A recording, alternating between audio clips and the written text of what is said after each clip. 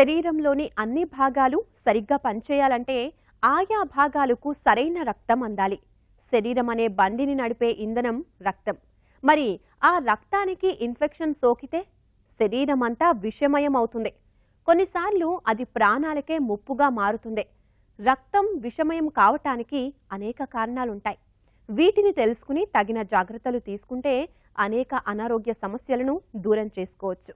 అది ఎలాగో ఇప్పుడు తెలుసుకుందాం.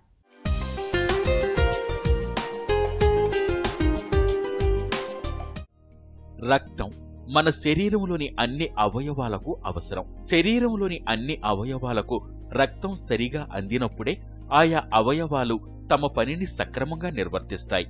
రక్త సరఫరా సరిగా అందని అవయవాలు సరిగా పనిచేయక శరీరంలో ఇబ్బందులను సృష్టిస్తాయి.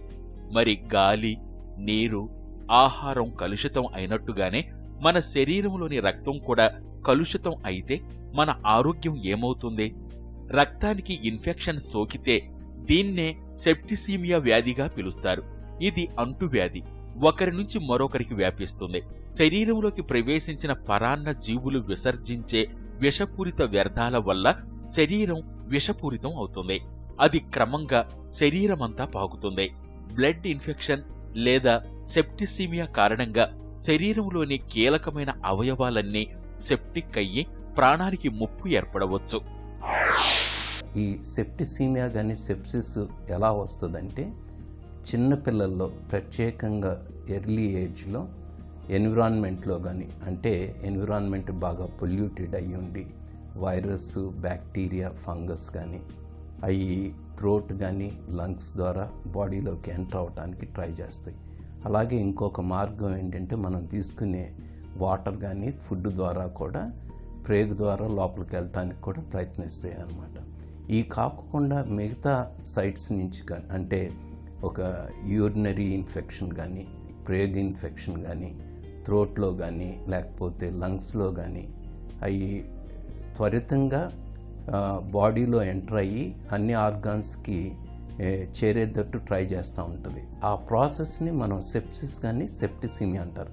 సెప్టిసీమియా అంటే సివియర్ ఇన్ఫెక్షన్ జరిగే చేంజెస్ని మనం సెప్టిసీమియా అంటాం. ఎప్పుడైనా కూడా పిల్లలకి మనం సహజంగానే ఈ ఇన్ఫెక్షన్స్ అని ఫీవర్ ద్వారా కానీ, వామిటింగ్ కానీ, లేకపోతే లూజ్ మోషన్స్ ద్వారా బయటపడుతూ ఉంటాయి. మనం ఎప్పుడైనా సివియర్ ఇన్ఫెక్షన్ ఎర్లీగా కనుక రికగ్నైజ్ చేసి రైట్గా ట్రీట్ చేస్తే దానివలన మంచి రెస్పాండ్ అవుతారు, తొందరగా రికవరీ అయ్యి ఇంటికి వెళ్ళటానికి అవకాశం ఉంటుంది. బ్లడ్ ఇన్ఫెక్షన్ లేదా సెప్టిసీమియా లక్షణాలు ఎలా ఉంటాయంటే చలితో కూడిన జ్వరం, ఊపిరి సరిగా అందకపోవడం, గుండె వేగంగా కొట్టుకోవడం, మూత్రం తక్కువగా రావడం, శరీరంలోని చాలా చోట్ల నుంచి రక్తస్రావం జరగటం, కడుపులో నొప్పి, వాంతులు, నీళ్ల విరేచనాలు కనపడవచ్చు. ఇది ఎవరిలో ఎక్కువగా వస్తుందంటే మద్యానికి బానిసైన వారిలో, షుగర్ వ్యాధితో దీర్ఘకాలంగా బాధపడుతున్న వారికి, పోషకాహారం లోపం ఉన్నవారికి, రోగ నిరోధక శక్తి తక్కువగా ఉన్నవారికి ఈ సెప్టిసీమియా వ్యాధి వచ్చే అవకాశాలు ఎక్కువగా ఉంటాయి. యాంటీబయాటిక్స్ ను విచక్షణారహితంగా వాడటం వల్ల అవి రోగ నిరోధక శక్తిని క్షీణింపచేస్తాయి. ఈ దశలో రోగ నిరోధక శక్తి నశించటం వల్ల ఈ బ్లడ్ ఇన్ఫెక్షన్ లేదా సెప్టిసీమియా వ్యాధి రావటానికి అవకాశం పెరుగుతుంది.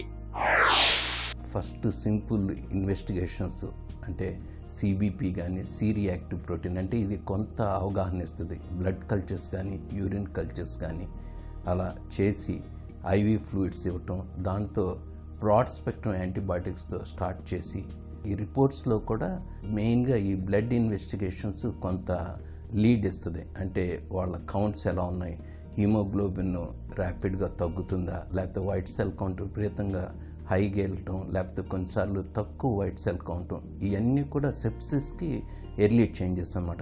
ఇవన్నీ కాకుండా ఒక లివర్ టెస్ట్స్ కానీ, రీనల్ ఫంక్షన్ టెస్ట్స్ కానీ, అలాగే మన బ్లడ్ గ్యాస్ అనాలిసిస్ చేసినప్పుడు కూడా వీటి గురించి కొంత అవగాహన ఇవ్వచ్చు. స్కిన్ యొక్క పర్ఫ్యూషన్ వెరీ ఇంపార్టెంట్ అన్నమాట.